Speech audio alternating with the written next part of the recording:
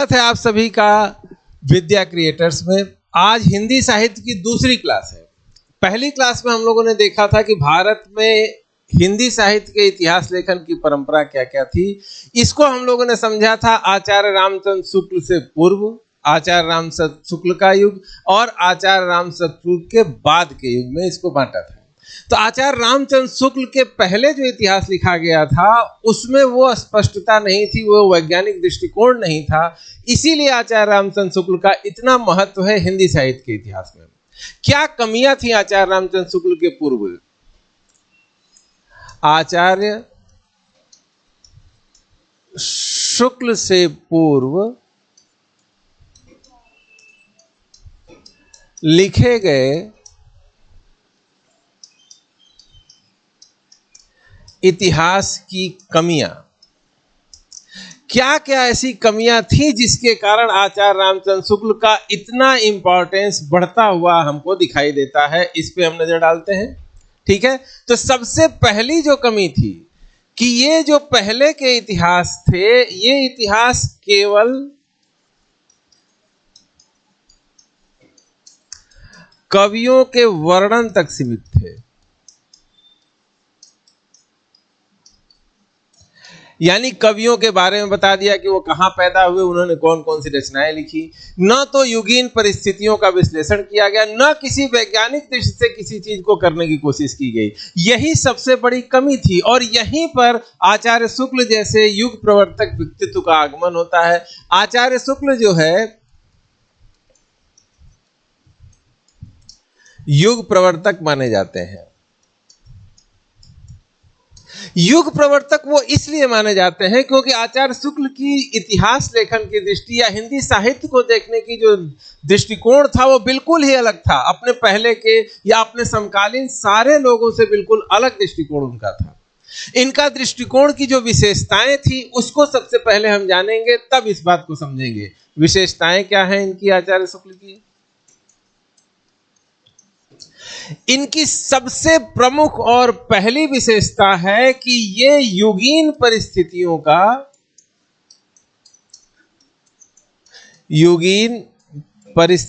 का वैज्ञानिक विश्लेषण करते हैं।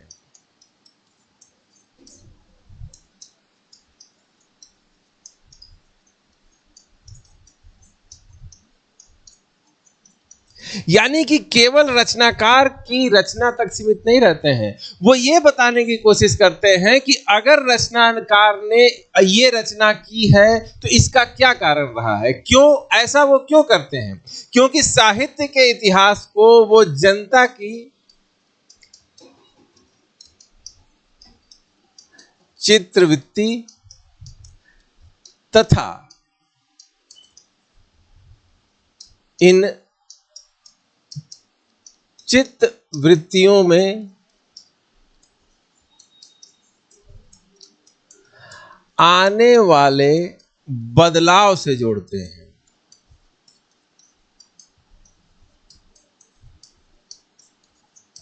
यानी अपनी पूरी यात्रा में जिसका भी विश्लेषण करते हैं वो बताते हैं कि जनता की चित्तवृत्तियों के अनुसार ही साहित्य होता है, और जैसे जैसे जनता की चित्तवृत्तियां यानी हमारी आकांक्षाएं, हमारे समय का इतिहास, हमारी परिस्थिति बदलती है, यही हमारे साहित्य में भी बदलता हुआ दिखाई देता है।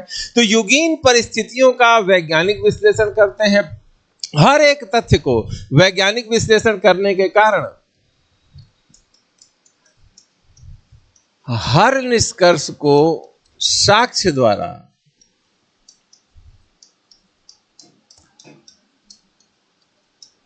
सिद्ध करते हैं। यानी कि साक्ष्यों से सिद्ध करते हैं कि आखिर ये बेहतर क्यों है। अगर उन्होंने आदिकाल को वीरगाथा काल कहा तो उसके बहुत सारे प्रमाण दिए, अगर मध्यकाल को भक्ति काल कहा तो उसके बहुत सारे प्रमाण दिए। और दूसरी इनकी विशेषता क्या है? अगली इनकी विशेषता है, वो सबसे इंपॉर्टेंट है, ये कवियों की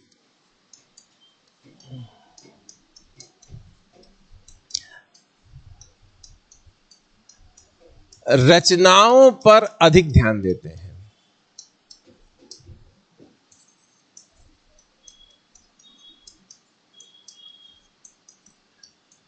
न कि उनके जीवन पर। यानी उनको इससे फर्क नहीं पड़ता है कि कौन ब्राह्मण है, कौन किस परिस्थिति में है, कौन मुसलमान है, कौन क्या रचना कर रहा है, कौन जो है संत है, कौन जो है केवल कविता कर रहा है। वो रचना को रचना के आधार पर विश्लेषण करते हैं। अगर वो तुलसीदास को सबसे बेहतर मानते हैं, उनके महाकाव्य रामचरितमानस को बेहतर मानते हैं, तो केवल काव्य की कसौटी पर उसको रखते हैं। किसी भी काव्य की जो विशेषता होनी चाहिए वो उसमें है कि नहीं, इसके आधार पर विश्लेषण करते हैं। अगर वो तुलना करने के लिए तुलसीदास के बराबर में किसी को खड़ा करते हैं तो वो जायसी को खड़ा करते हैं। वो इसलिए जायसी को खड़ा करते हैं क्योंकि वास्तव में जो जायसी की रचना है पद्मावत, वो उसी तरह की उच्च कोटि की रचना है जिस तरह से रामचरितमानस है। यानी कि रचना को रचनाकार से अलग करके देखने की नई परंपरा रामचंद्र शुक्ल ने शुरू की। यानी किसने रचना की इससे कोई मतलब नहीं है, जो रिजल्ट आया, जो रचना हमारे सामने है उसका विश्लेषण किया जाना चाहिए। और जो रचनाकार है वो रचनाकार अपनी समय की परिस्थितियों का कितना अच्छा वर्णन करता है, उसका कितना बेहतरीन उपयोग करता है, ये इन्होंने बताया। इससे आगे चल के शुक्ल जी ने क्या कहा, सामान्यतः साहित्य का जो विश्लेषण या आलोचना की जाती थी वो की जाती थी उसके सामाजिक परिप्रेक्ष्य में,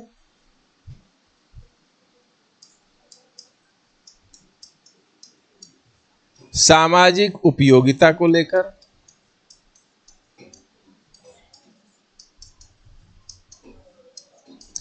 या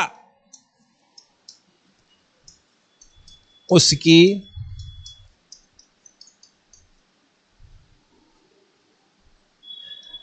रस शास्त्र में के आधार पर कि कौन सा कितना जो है लोगों को आनंदित करने में सफल हो रहा है, या किसी रचना को समाज द्वारा कैसे एक्सेप्टेंस मिले, कितना उपयोगी साहित्य है, इसके आधार पर रचना होती थी। आचार्य शुक्ल ने इससे आगे बढ़कर लोक मंगल की नई धारणा प्रस्तुत की।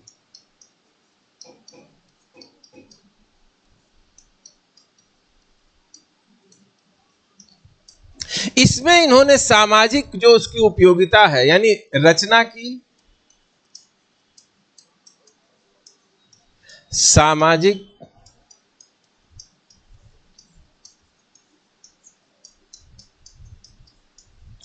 सामाजिक उपयोगिता, और इसके साथ ही जो शक्ति होती है इंटरेस्ट पैदा करने की, आनंदित करने की क्षमता, रचना की जनता के मन को छू लेने की क्षमता,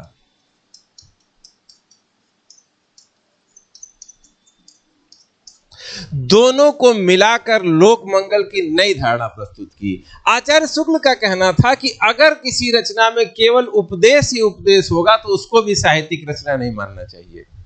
अगर कोई रचना सिर्फ मनोरंजन के उद्देश्य से लिखी गई है तो वो भी बेहतर रचना नहीं मानी जाएगी।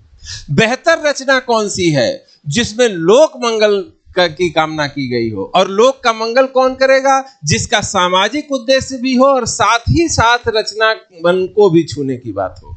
इसीलिए महाकाव्य घोषित करने की जो कसौटी आचार्य रामचंद्र शुक्ल फिक्स करते हैं उसमें कहते हैं कि मानव के मन को, हर मानव के मन को भा लेने वाली चीज, मार्मिक यानी कथा के मार्मिक स्थलों का सबसे बेहतर वर्णन जो करता है वही उतना बड़ा रचनाकार होता है। इसीलिए तुलसीदास को सबसे ऊपर रखते हैं।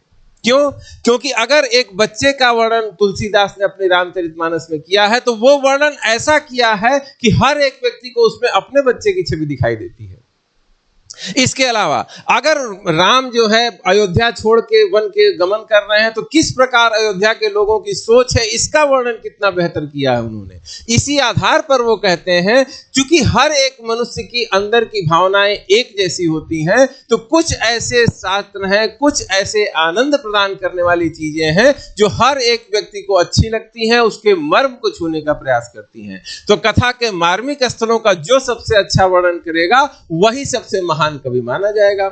यानी कि काव्य को काव्य की कसौटी से जो है उन्होंने विश्लेषित किया है। इसके अलावा इनकी अगली खासियत क्या है,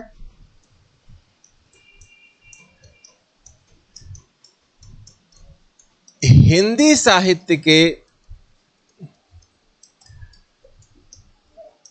काल विभाजन को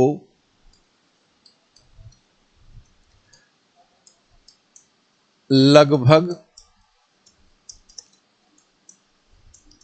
अंतिम रूप दे दिया। और यही नहीं, अगर किसी काल में अगर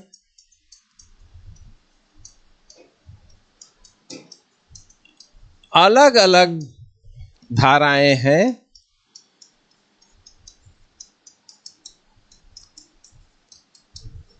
तो उनका भी विश्लेषण किया। इसका मतलब यह है कि जैसे उदाहरण स्वरूप हम देखते हैं कि आचार्य शुक्ल ने क्या किया, विभाजन जो किया वो पहले काल को कहा वीर गाथा काल, दूसरे को कहा भक्ति काल, तीसरे को कहा रीति काल, चौथे को कहा आधुनिक काल। तो अगर ऐसा किया और भक्ति काल में उनको स्पष्टता दिखाई दिया कि एक सगुण भक्ति धारा है, एक निर्गुण भक्ति है, और इसमें भी राम भक्ति की अलग धारा है, कृष्ण भक्ति की अलग धारा है, ये भी सूफी और ज्ञानाश्रयी दो धाराओं में बटी हुई। तो इन सब का उन्होंने विश्लेषण करने की कोशिश की और हर व्यक्ति को, हर एक कवि को अलग अलग ढंग से विश्लेषित करते हुए वो अपने इतिहास को आगे ले गए। यानी हिंदी साहित्य के इतिहास का वैज्ञानिक विश्लेषण करने वाले जो विद्वान हैं वो रामचंद्र शुक्ल हैं। इन्होंने बहुत सारी समस्याओं को समाप्त कर दिया और एक ऐसी दृष्टि से हिंदी साहित्य का इतिहास लिखा कि इसमें बहुत ही निरंतरता आई और पूरा स्ट्रक्चर जो है ठीक से जो है बन गया। क्या हुआ, कोई भी व्यक्ति हो वो अपने समय की सीमाओं से बाहर नहीं निकल पाता है। इसीलिए आचार्य रामचंद्र शुक्ल के इतिहास में बहुत सारी कमियां भी पाई जाती हैं। वो कमियां क्या क्या थी, जिनकी बाद में आलोचना हुई, आने वाले विद्वानों ने आगे उसमें कई सारे सुधार किए। जैसे वीर गाथा काल उन्होंने नाम दिया था आदिकाल को, यानी हिंदी साहित्य की शुरुआत जहां से होती है उस समय को ये वीर गाथा काल कहते हैं। तो इस वीर गाथा काल नाम की बहुत आलोचना हुई। क्यों आलोचना हुई और शुक्ल जी आखिर ऐसा क्यों कहे? क्यों? क्योंकि इन्होंने जैन धर्म की रचनाएं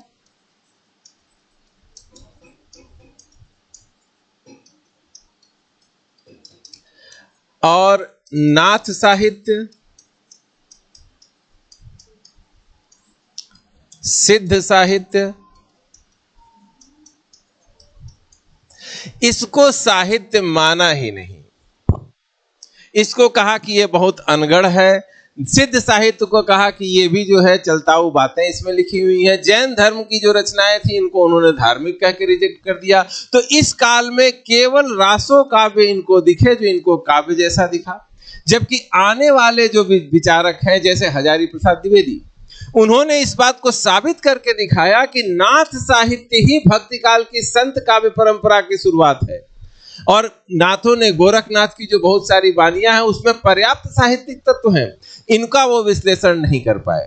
दूसरी कमी क्या है, दूसरी जो इनकी बुराई की जाती है वो की जाती है भक्ति काल के उद्भव।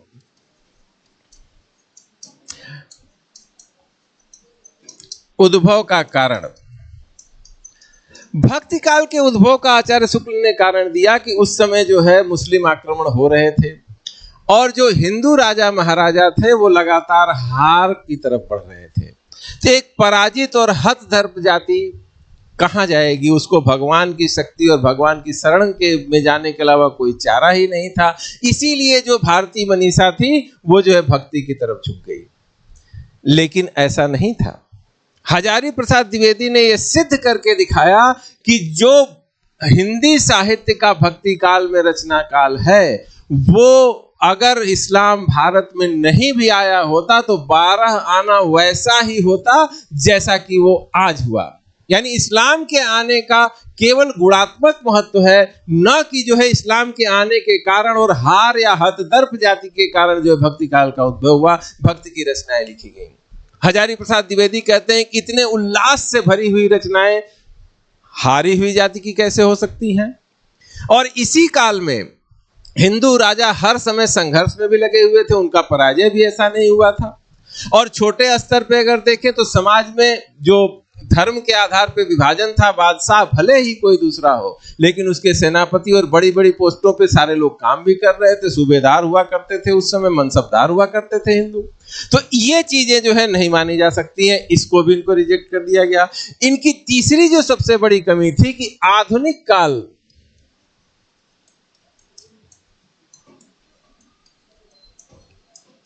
आधुनिक कवियों और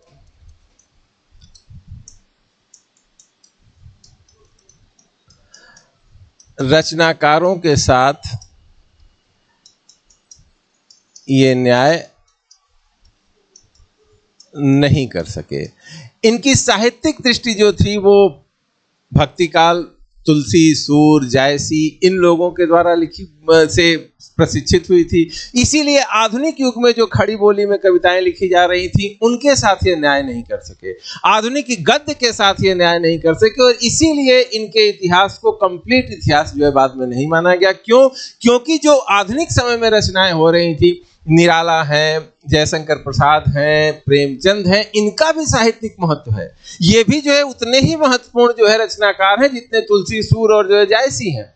लेकिन इनके साथ जो है आचार्य शुक्ल जो है न्याय नहीं कर पाए। लेकिन वो कहा जाता है ना कि हर एक व्यक्ति अपने समय की सीमाओं से बाहर नहीं निकल पाता है। आचार्य शुक्ल के बारे में अगर एक लाइन में कहा जाए तो ये हम कह सकते हैं कि व्यापक दृष्टि,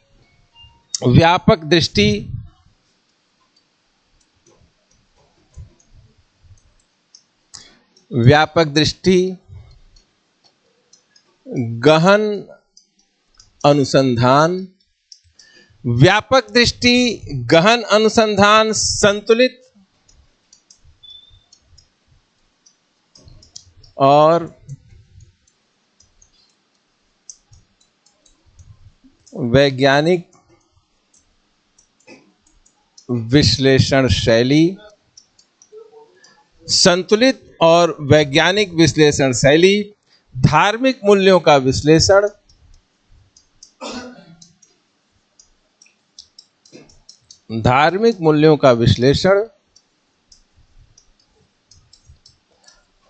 व्यापक दृष्टि, गहन अनुसंधान, संतुलित और वैज्ञानिक विश्लेषण शैली, धार्मिक मूल्यों का विश्लेषण, ये उनकी ऐसी विशेषताएं हैं जिसके कारण ही उनको युग प्रवर्तक माना जाता है। और ये हिंदी साहित्य के पहले ऐसे आचार्य माने जाते हैं जिन्होंने हिंदी साहित्य के इतिहास को व्यवस्थित रूप प्रदान किया। इन्होंने जो लोक मंगल की अवधारणा प्रस्तुत की साहित्य की, इसने हिंदी साहित्य के बहुत सी चीजों को बदल कर रख दिया।